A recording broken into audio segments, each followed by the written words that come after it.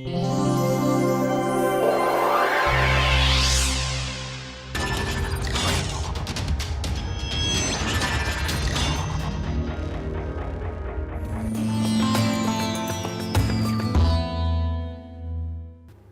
today's class, we are going to look at some numerical problems which basically help us understand some of the concepts that we have covered in class.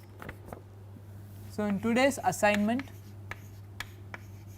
we are going to look at problems related to bond formation, we are going to look at problems related to density of states and other related aspects. So, these will essentially cover the first two lectures of this course. So, let us look at problem number 1. For a linear array of 6 hydrogen atoms, draw the 6 possible molecular orbitals in order of increasing energy. So, we have 6 hydrogen atoms, and we know that when 6 atoms come together or when n atoms come together, they form n orbitals which have 2n electrons, which can accommodate 2n electrons. So, we have 6 hydrogen atoms and we know they are going to form 6 molecular orbitals, I will call them MOs, and we need to draw those 6 possible configurations. So, we will start with this, but let me go back and start with a much simpler system that we looked at in class. So, during the lecture we considered 3 hydrogen atoms. For 3 hydrogen atoms, you have essentially 3 molecular orbitals. We saw that they have 0, 1 and 2 nodes, and we are able to draw them in this fashion. So, these dots represent the centers of the 3 hydrogen atoms. So, basically the nuclei. Let the distance between the hydrogen atoms be a. So, this is also a, and just for the sake of symmetry, we consider a distance a over 2 from one side and a over 2 from the other side. So, the total length is 3a. So, we can draw 3 molecular orbitals for this particular case. In the first case with 0 nodes,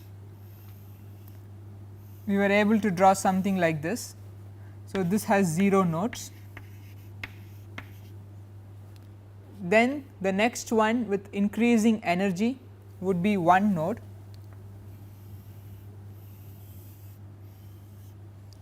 So, in this particular case, the node goes through the center. So, this has 1 node,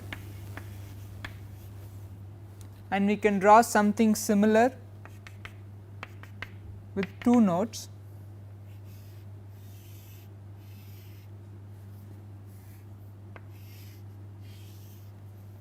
So, here you have 2 nodes,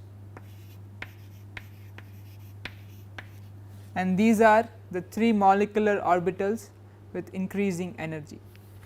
So, if you look at the concept behind drawing the nodes, you can think of a wave that essentially encompasses all the 3 hydrogen atoms. So, in this particular case, you have half a wave.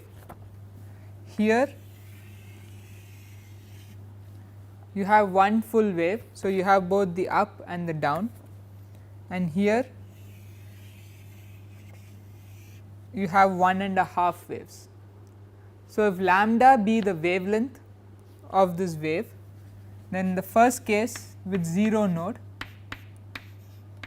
you had lambda by 2. So, half the wave equal to 3a. In the case of 1 node, you have 2 times lambda by 2 equal to 3a. The case of 2 nodes, we have 3 times lambda by 2 equal to 3a. So, by knowing this value of lambda by 2, and lambda by 2 defines the position of the node, you can go ahead and construct the molecular orbitals. So, this is the case of 3 hydrogen atoms. We can go ahead and extend the same concept to 6 hydrogen atoms. So, let me just draw that. So, now you have 6 hydrogen atoms. 6 hydrogen atoms form 6 molecular orbitals, 6 MOs, and the number of nodes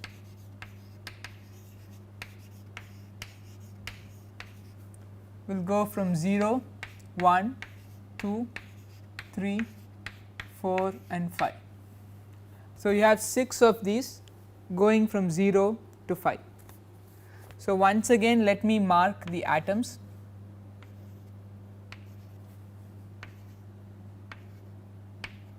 So, these are my 6 hydrogen atoms.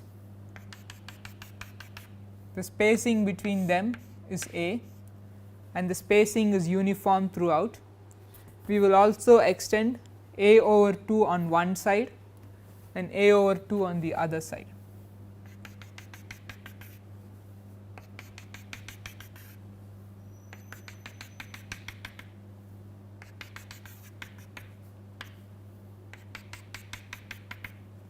So, the dotted lines are just a guide to help me draw. So, these are the 6 hydrogen atoms. The first case is 0 nodes. So, that lambda over 2 is 6 A. So, it is the same as the 3 hydrogen atom situation where lambda over 2 was 3 A. So, this if you draw,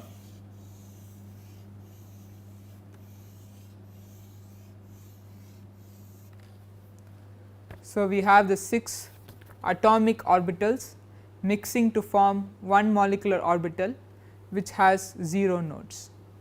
The next one is the one with one node. So, that 2 times lambda over 2 is 6 A. So, now we have 3 up and 3 down and the function goes to 0 at essentially the middle of this. So, here is where it goes to 0. So, if you were to draw the wave functions, that is your one node. So, we have one node, 3 of the atomic orbitals are up and 3 are down. Next you have 2 nodes. So, let me write this as 0 nodes, 1 node, 2 nodes. So, now it is 3 times lambda over 2 is 6 A. So, now you have 2 nodes.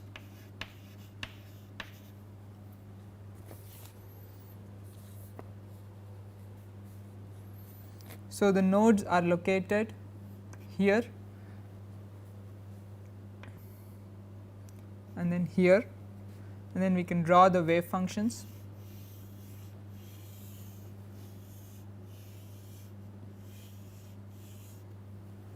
So, we have 2 up, 2 down and 2 up.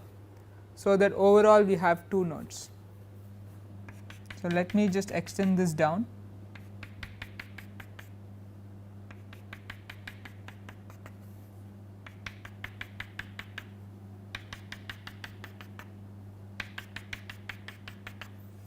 So, then we can keep going on. So, now we are going to have 3 nodes. So, that 4 times lambda over 2 is 6 A. So, we use this formula to find out the position of the nodes, and once we know the position of the nodes, we can go back and draw the molecular orbitals.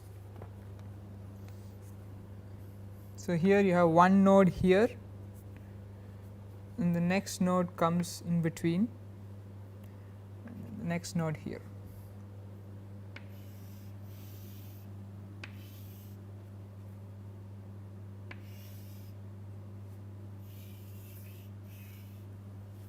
So, this is the case with 3 nodes 1, 2 and 3. Then we have 4 nodes. So, it is 5, times lambda over 2 is 6a. So, the positions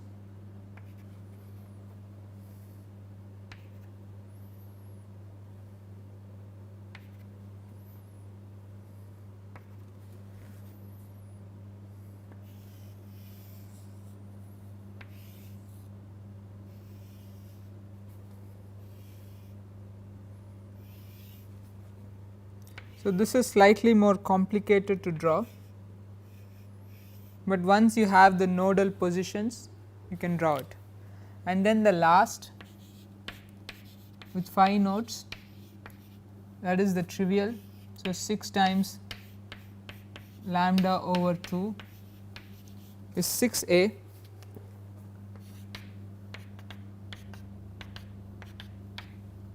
So, you have everything going up and down.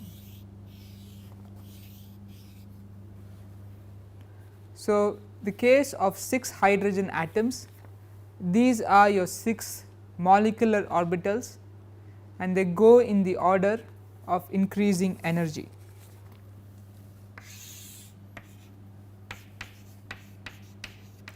So, the one with 0 nodes is the one that is most stable,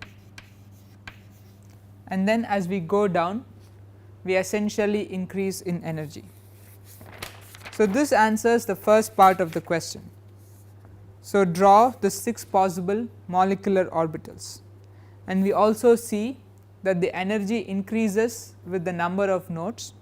So, when we ask the question how does the energy depend on the number of nodes, the more the number of nodes, greater is the energy.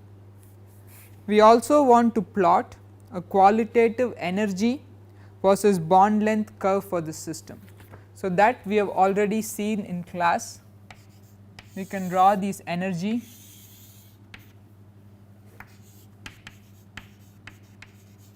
versus bond length.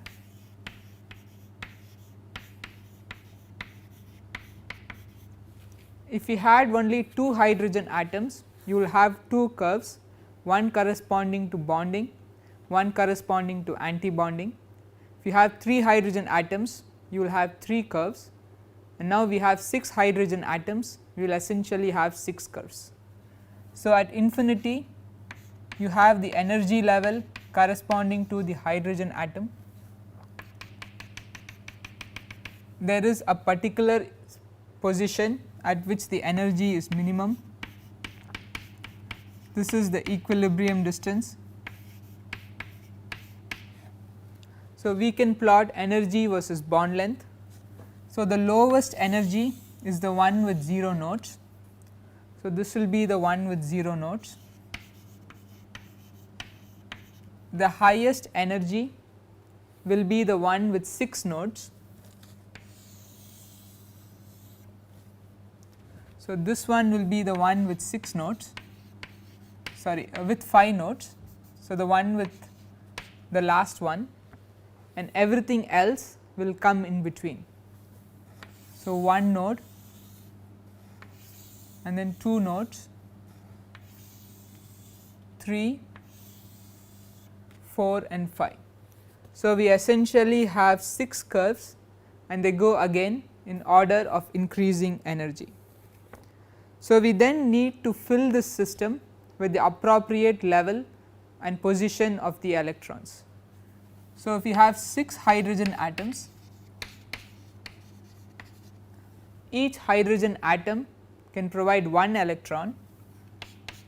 So, we have 6 electrons, and each molecular orbital can take 2 electrons of opposite spin.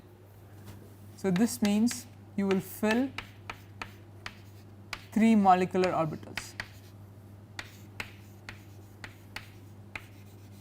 So, each MO has 2 electrons of opposite spin.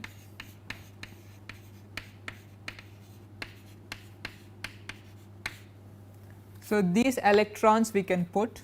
So, the first 2 electrons go here, then the next 2 electrons go here, and then the final 2. So, the lowest 3 molecular orbitals are full, and the highest 3 are empty. So, the last part of the question, what would you expect to be the equilibrium configuration of 6 hydrogen atoms? So, if you have 6 hydrogen atoms,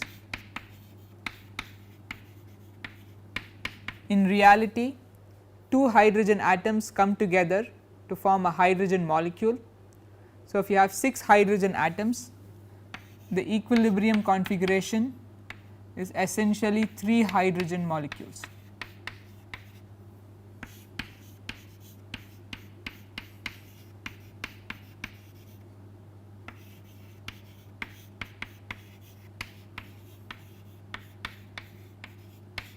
So, rather than form this linear chain of 6 hydrogen atoms, the actual configuration would just be 3 hydrogen molecules.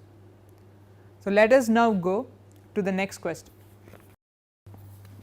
So, question 2, we want to draw energy versus bond length curves for various elements and compounds. So, we have argon, sodium, sodium chloride and magnesium. So, the important thing to note here is that sodium and magnesium are metals, and we know in the case of metals the valence band and the conduction band should overlap, and argon and sodium chloride are insulators. So, that we should show a band gap there. So, let us draw the energy versus bond length curves.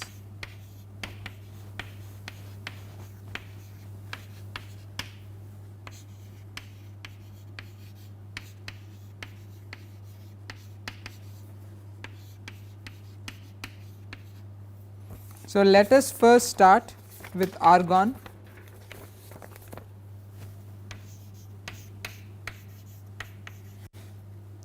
So, we can draw the we can write the electronic configuration for argon. So, the previous inert gas is neon. So, we have helium, neon, argon and so on. Neon followed by a 3s2, 3p6, and then the next higher level is empty. So, 4s0. So, 3p would form your valence band and 4s would form your conduction band, and there will be a gap between these two. Another important thing to note is that argon is an inert gas which has something called a van der Waals bonding.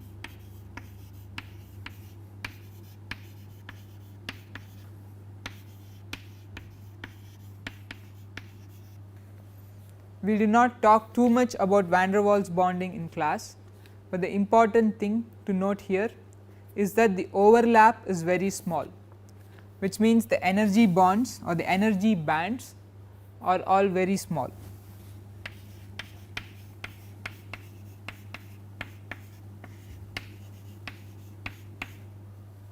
So, let us draw the energy versus bond length. So, I have energy on my y axis,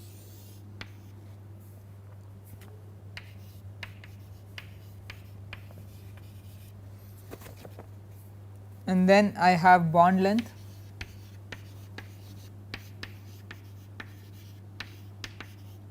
on the x axis. So, this is my 3p6 which is the full level, and then I have 4s0. There is a certain equilibrium distance which we will keep. So, I am going to call this equilibrium.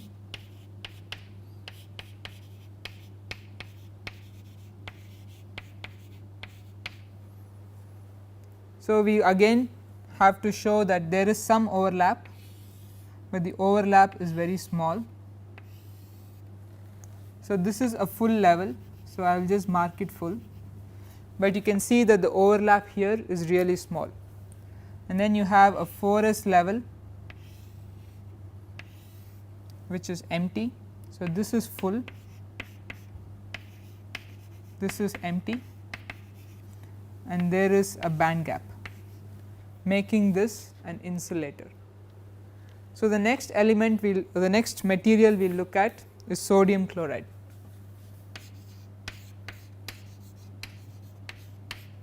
Sodium chloride is also an insulator,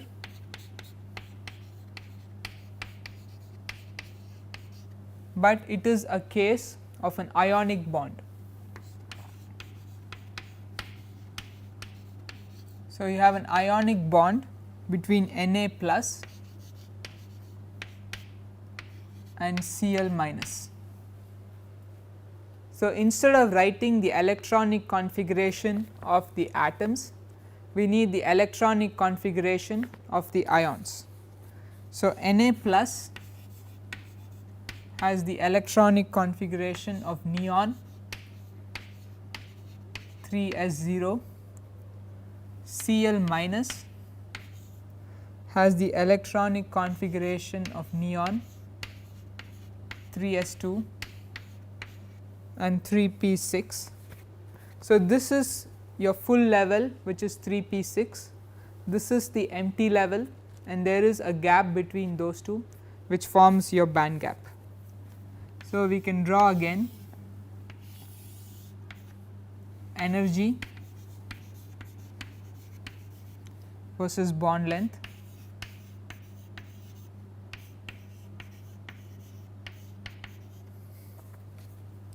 This is an equilibrium distance.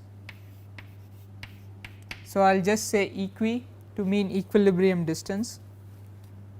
So, I have the 3p6 of chlorine which is full, and I have the 3s0 of sodium that is empty. So, once again these come together to form a band.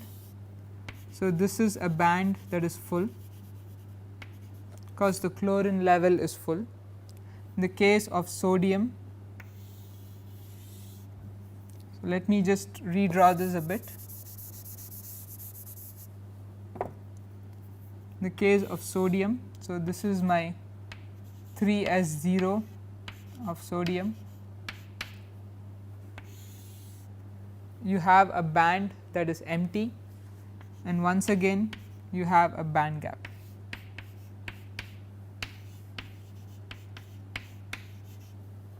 So, both sodium chloride and argon are essentially insulators, and the way we depict them in your energy versus bond length diagram is to show a gap between a filled state and an empty state. So, the next two are essentially metals. So, you have sodium and magnesium, and we have to show an overlap between the valence and the conduction band.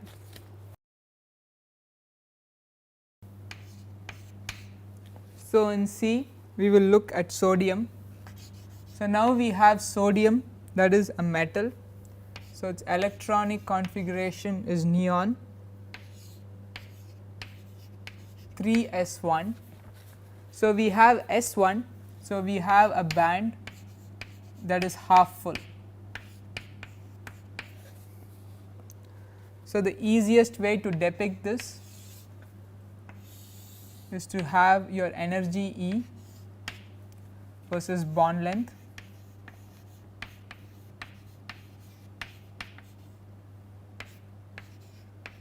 You have a 3s1 that has only one electron. There is your equilibrium distance, and when the atoms come together they form a band.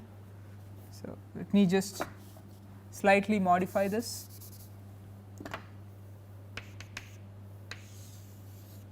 The atoms form a band, and the band is only half full. So, this makes sodium a metal because we have a band that is half full. The last one we are going to look at is magnesium.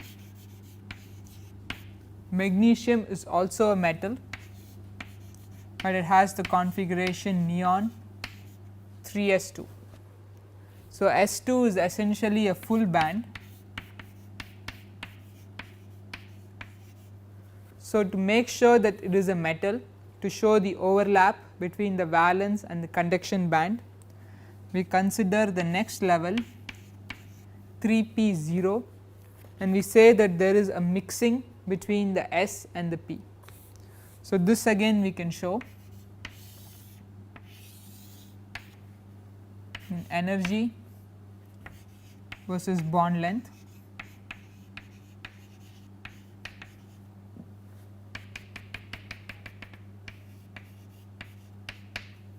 So, this is the 3s level. So, that is full.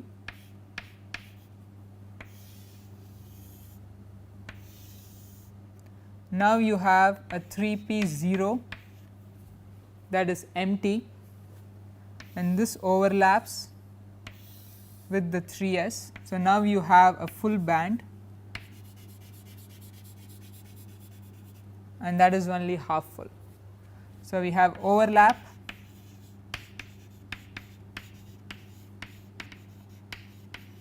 between S and P. So, this way magnesium becomes a metal. So, let us now go to the next question. So, question 3, there are 10 electrons in a slab. So, we have 10 electrons and the dimensions of the slab are given. So, we have length of 0.5 nanometers and then width is 1 nanometer and height is 2 nanometers. So, for simplicity let us just call these A, B and C. So, for an electron in a slab there are essentially 3 quantum numbers n1, n2 and n3. So, we have a set of quantum numbers n1, n2 and n3, and they are used to define the energy of the electron. So, E in this case is nothing but h square over 8 me n1 square over a square plus n2 square over b square n3 square over c square. So, these represent the energy of the electron as a function of n1, n2 and n3, and each of these we can think, or each set of these we can think of as an orbital which can accommodate 2 electrons.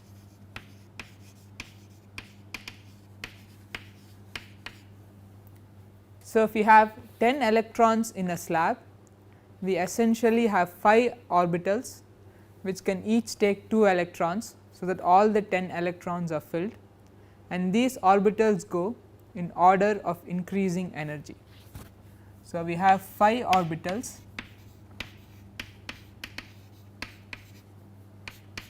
with 2 electrons each,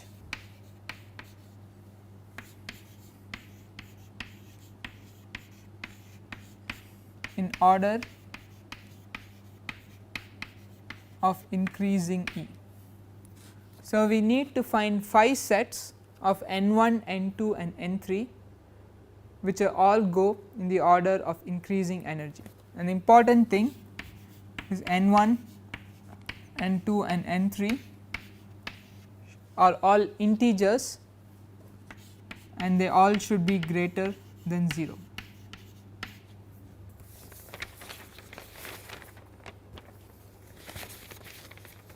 So, we can simplify this expression which we have here when we realize that B is nothing but 2 times A and C is nothing but 4 times A. Then energy E can be written as h square by 8 me A square n1 square plus n2 square over 4 plus n3 square over 16. This is just by substituting B and C in terms of A and taking A out. By taking a common factor out, this can be written as h square over 128 me square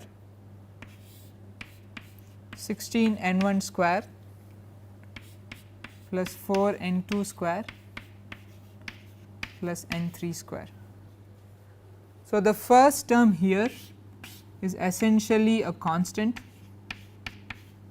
let us call it k. So, this is a constant times a variable that depends upon n1, n2 and n3. So, we can plug in different values and then basically see the lowest 5 energy levels, and then we can put the electrons in them. So, let me write that in the form of a table. So, we have the energy E is nothing but a constant times 16 n1 square plus n2 square plus n3 square. K we can evaluate and k comes out to be 0.094 electron volts. So, let me write a table. The first is state, next is energy in terms of k, and then finally energy in electron volts.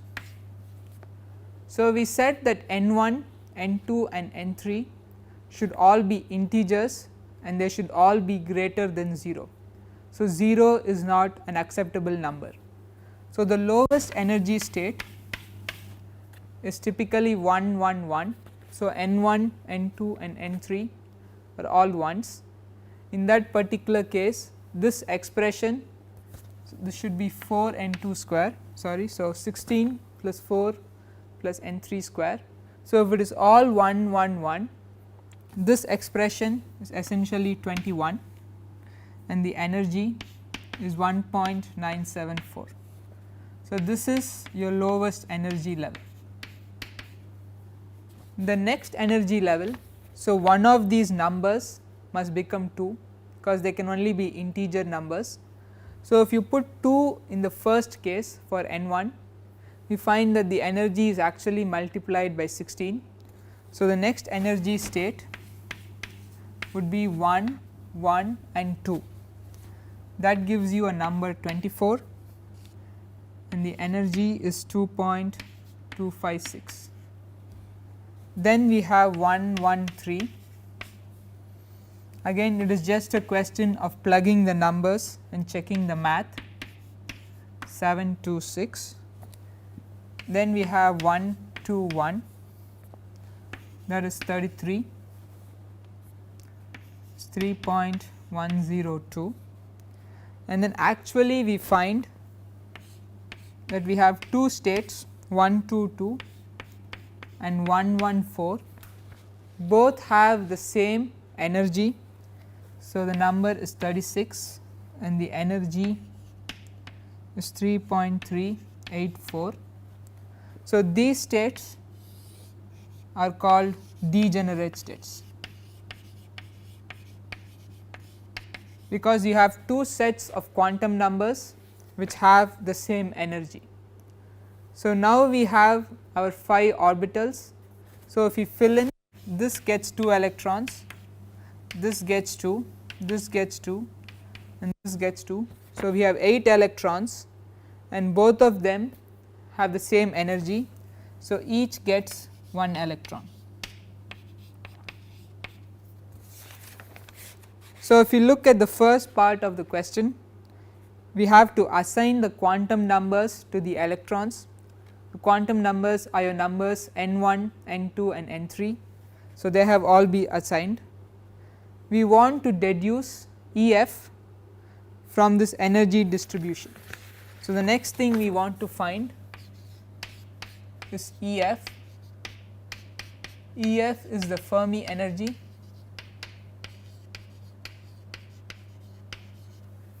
and if we go back to the definition of EF, the Fermi energy is the highest energy state. So, in this particular example, the highest energy state is this. So, EF is just 3.384 electron volts. Part C, we want to determine the density of states at EF. So, density of states, once again we will go back to the definition. So, density of states is the total number of states per unit volume. So, this is the number of states per unit volume. So, the question says we want the density of states including spin. So, if you look at 3.384, we have essentially 2 states, each state can take 2 electrons. So, we have a total of 4 available states. So, the number of states is 4. The volume of the slab is nothing but A, B, C. So, the product of all 3. So, the density of states is nothing but 4 over A, B, C. So, we can express this either in electron volts per Newton meter cube or joules per meter cube. Part D, we want the total kinetic energy of all the electrons.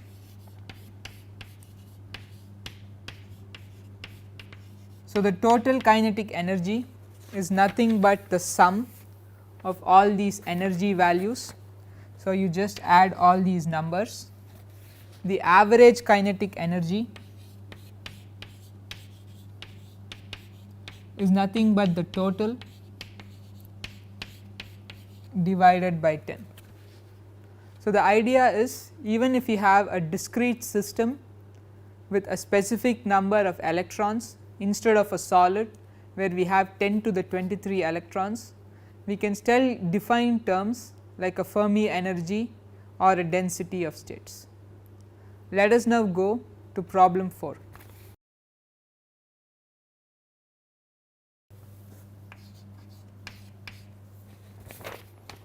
So, we want to derive an expression for the density of states for a 2-dimensional and a 1-dimensional solid.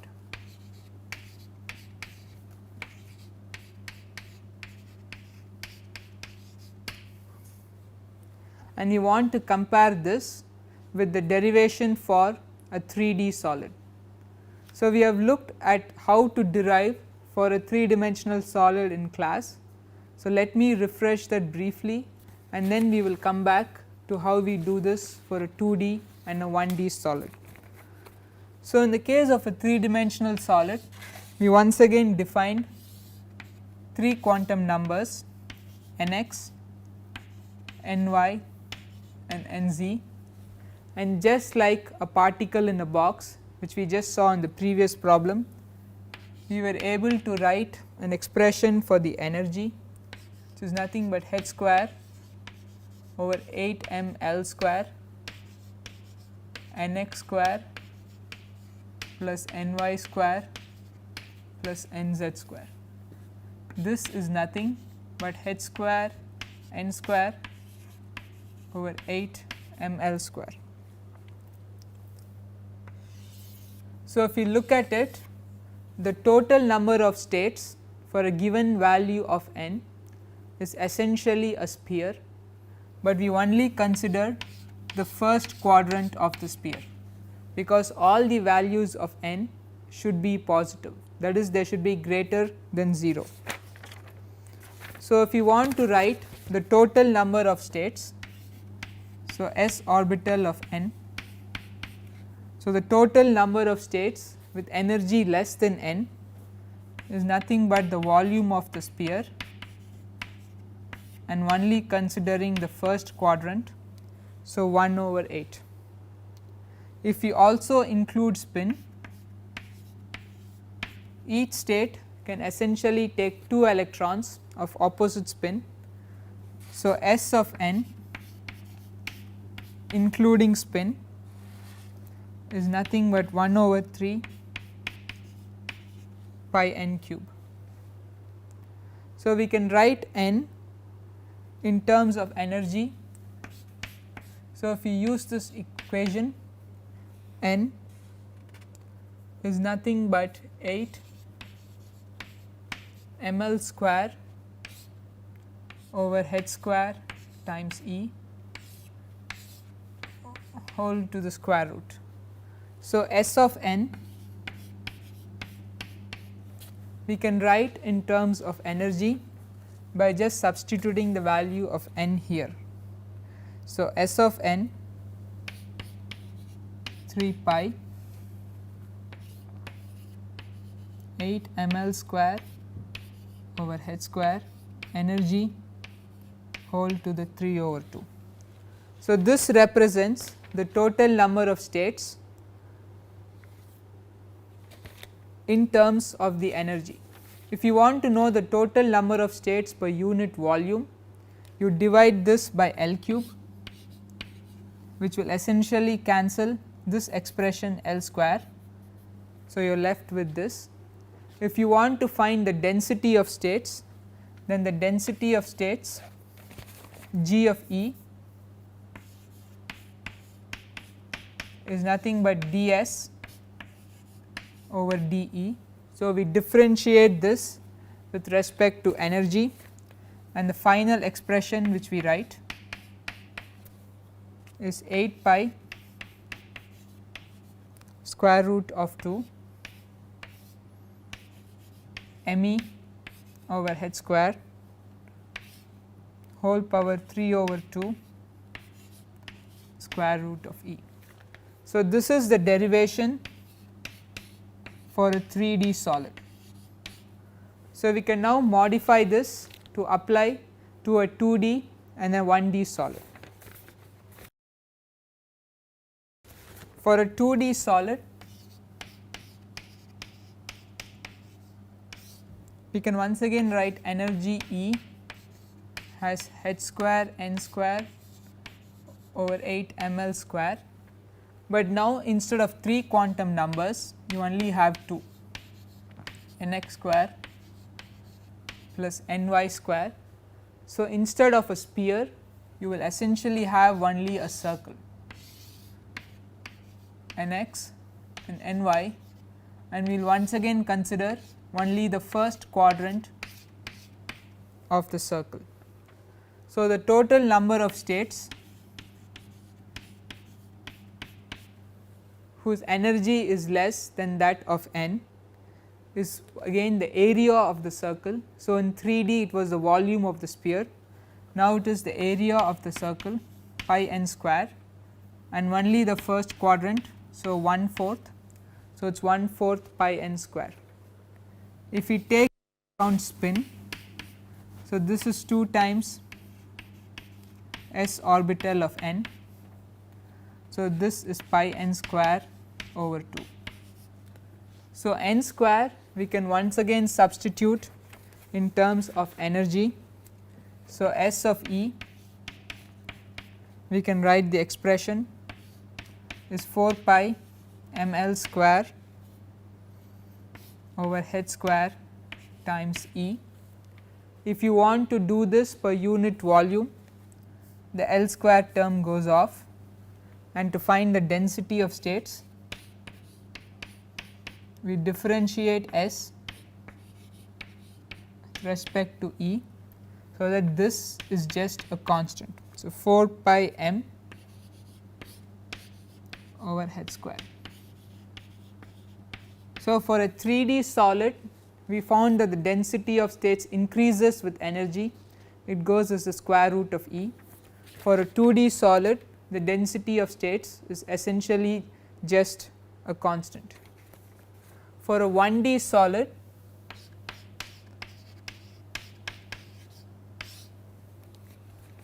we can once again write a similar expression,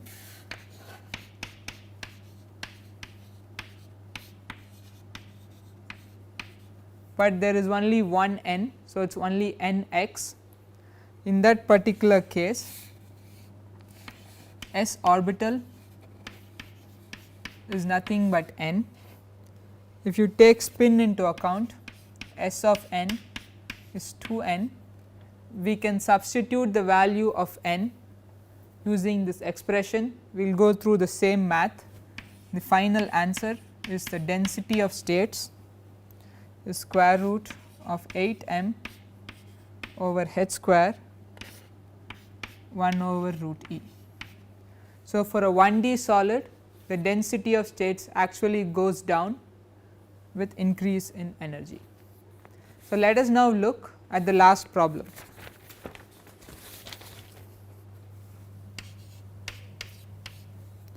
So, we want to plot the Fermi function for temperatures of 0, 500 and 2000 Kelvin.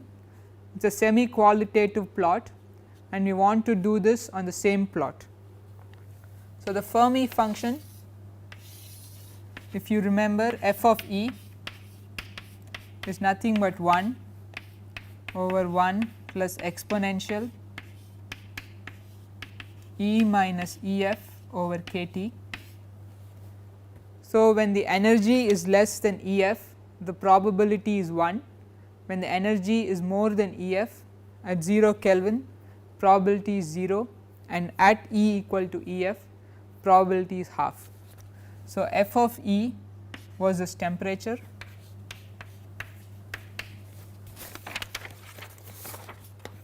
sorry, f of E was this energy. So, we want to plot the Fermi function as function of energy. So, f of E was this energy, let me mark E f and 0, and Fermi function goes from 0 to 1 and I will mark 1 half. So, at 0 Kelvin it has a value of 1 and then it has a value of 0. So, it is a delta function. So, this is 0 Kelvin. We now increase the temperature slightly. So, we go to 500 Kelvin. So, now you have a slight broadening. So, you have some states that can get excited. So, here you have a certain occupation probability above the Fermi energy and you have some electrons that are lost below the Fermi energy. So, this is 500 Kelvin. We can do the same if we increase the temperature further, this deviation is even more, but in all cases it passes through half. So, whatever be the temperature, the occupation probability is always half at the Fermi energy. So, this one is 2000. So, these spreads are essentially qualitative, they are just to show that with increase in temperature more and more higher energy states are being occupied. So, the next part we want to compare the Fermi function and the Boltzmann function. So, f of E we have written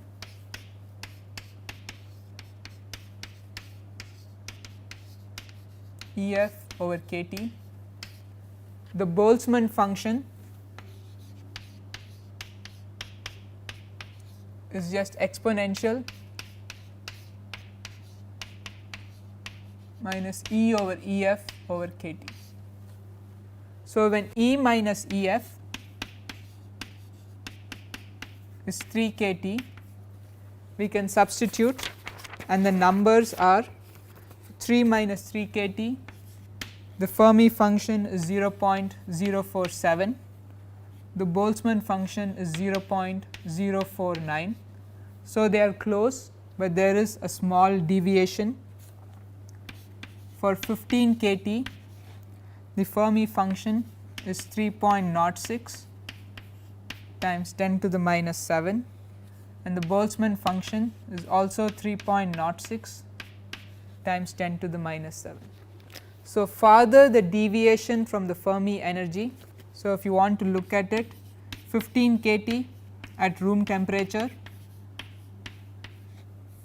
is approximately 0.37 electron volts, which is smaller than the band gap of silicon or half the band gap of silicon.